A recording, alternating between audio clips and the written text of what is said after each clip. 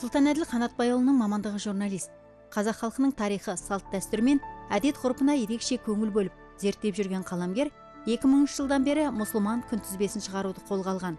Журналистің ұзақ жылғы еңбегі 15 кітап болып жарыққа шығып, оқырманын тапқан. 15 жылдан бері мұсылман күнтізбесін шығарып келе жатырсыз.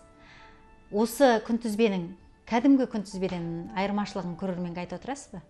Алғашқы жылдары ғой, 2000 жылдар сол халқымыз мынау мұсылманшылыққа бет бұрып, кішкене өркендеу, кішкене өсу, іздену, сондай талаптар байқалып жатты, әсіресе жастарымызда. Соған ойладым, енді бұл осы жастарымызға қалай берді, мынау жасамыс адамдарымызға да осындай бір дүниелік ұсынайық. Кішкене солар іздегенін табатын, мынау мұсылманшылықта қасиетті күндерді қадірін білетін, одан кейін жалпы оразаны қай уақытта келеді, не істеу керек деген сияқты. Сондықтан осындай ой туытты, сол мұсылман күнтізбесі деп атында қойдым, өзіміздің қазіргі милади жыл санауында бердім бір жағынан. Мына жерде мінекей екінші жағына хижра жыл санауында бердім. Бұл енді милади жыл санау енді Григорияның күнтізбесі ғой, қазір бәріміз осыны қолданамыз, 1 қаңтардан басталады. Ал енді мына хижра жыл санауы бұл ай күнтізбесі. Осы айдың есебімен қай бүгін ай туатын болса, жаңа ай. Келесі күні бастап, ертеңнен бастап жаңа ай басталады. Бұл енді бұл бір екінші, бұның бір айырмашылығы осы 10-11 күн сол алға келіп отырады. Ана оразаның ылғи жылда осы бір мезгіл алға жылжып отыратын сол.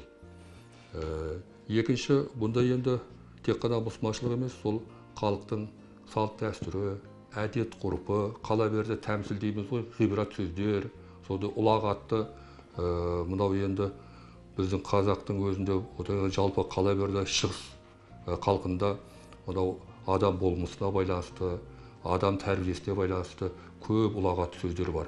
Соларды беріп, оны енді бір өзіңде білесің ғой, мынау кітап шығаруда оңай нәрсе емес, бірақ Аллах үшін осы жалпы өзіміздің халқымыз үшін қызмет етіп жатқан осындай жайымыз бар. Таяуда 2015-2016 жылға арналған жаңа күнтізбе шықты. Енді осы күнтізбенің ерекшелігі қандай? Бір ұстаным ғой. Бір ұстаным әйтеуір халыққа ұнайтын, халықтың көңілінен шығатын, соларға бір нәрсе үйрететіндей, бір нәрсе сабақ беретіндей кітап болса екен дейміз. Оның енді жылда бұл кітаптар 15 кітап шыққан уақытта еш уақытта бір-бірін қайталамайды. Содан кейін кейбіреулер ойлап та қалады екен. Мысалға қадір түні келді. Біз қадір түні келген уақытта ұлық түн, қадір түні, қасиетте, кеште мақала береміз, бірақ ішіндегі мазмұны бір-біріне ұқсамайды. Сонда бір қадір түні туралы, мысалы болмаса мынау ораза айт туралы 15 кітап шықса, соның ішінде 15 түрлі мағлұмат бар. Содан кейін тағы бір айта кететін нәрсе, осы халық біле жүрсінші, барлық жерде бізде сәуір айы деп жатады. Ал мен негізінде осы 15 жыл болды, 2000 жылдан бері көкек ай деп жазып жүрмін. Оған не себеп? Өйткені сәуір айы деген ол арабтардың шоқ жұлдызы бар. Әл-Қамал, Әс-Сәуір, Әз-Зауза, Әс-Саратан деп жатады. Ол сондықтан сәуір деген сөз арабтың сөзі. Ал өзіміздің қазақтың төл сөзі көкек. Ол көкектің құстың атынан айтылған емес, көк ек деген шыққан. А мен осыны бір зерттеп, бағамдап, өзіміздің ұлттық кітапханадан тауып алдым. Сонау 1928 жылы Ильяс Жансүгіров, Бейімбет Майлиндер шаруа күнтізбесі деген шығарған екен. Сонда да көкек ай деп жазған. Әдеттегі күнтізбеде ақпан айы 28-не, кей кезде 29-мен аяқталады. Ал шілде, тамыз айлары қатарынан 31-мен аяқталады. Енді осының себебін түсіндіріп отырсаңыз. Әу баста Григориян күнтізбесі деп жатамыз. Юлий Цезардың патшалығы кезінде жасаған уақытта 30-31 күнде жасамақшы болған. Бірақ бір күн жетпей қалған. Оны не істейміз деген уақытта ол жаз айларына 30 күннен қылайық та, қыс айларына 31 күннен қылайық деп солай жазылған. Кейіннен енді Юлий Цезар қайтыс болды. Юлий Цезар қайтыс болған деген оның құрметі біз сыйламағандық. Өйткені шілде айы 30 күн. Жоқ, біз бұны 31 күн жасаймыз деп, ол 31 күн болды.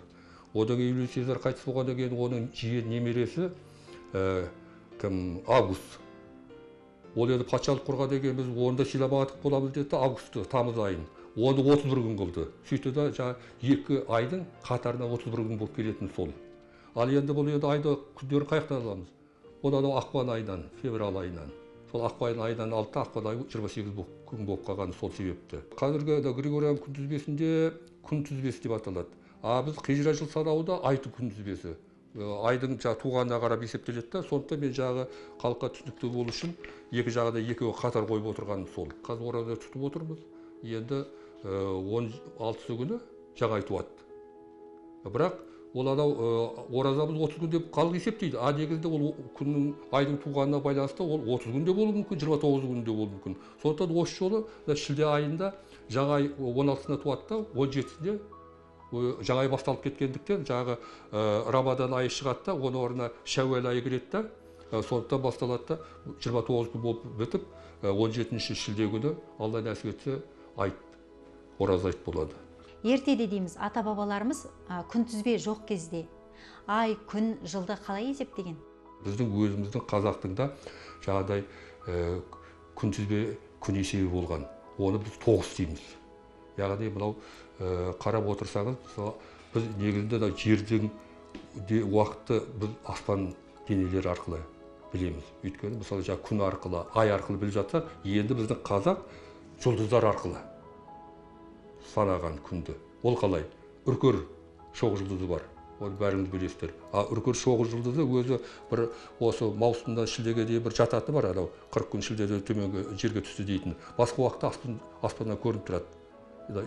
Осы туры былай қарасаңыз өзі 6 жұлдызы көрініп тұрады. Ал көз өткірлер тағы да 7-8-ін көреді, өздегізде көп жұлдыз. Сол аймен үркер шоқ жұлдызының тоғысатын, бір-біріне жақындасатын. Мысалға, ай батыстан туып, шығысқа қарай жүреді. Ал үркер шығыстан туып, батысқа қарай жүреді. Сол уақытта өзіңіз бір көріп отырсаңыз, ай жаңа туған уақытта, батыс жақта, ай көрген уақытта, сода жанында жаңағы үркермен екеуі тоғысқан, сол уақытта ауыл үй қонды дейді, алғашқы уақытта. Екінші күні тоғамдасты дейді. Үшінші күні өрт шықты дейді. Өйткені айдың тасасында көрінбей қалады да, кейде өрт шықты деп. Сол мені осыны үркердің тоғысы деп, осыған байланысты санап отырған. Үркер өзі 13 рет тоғысқан аймен, 13 рет.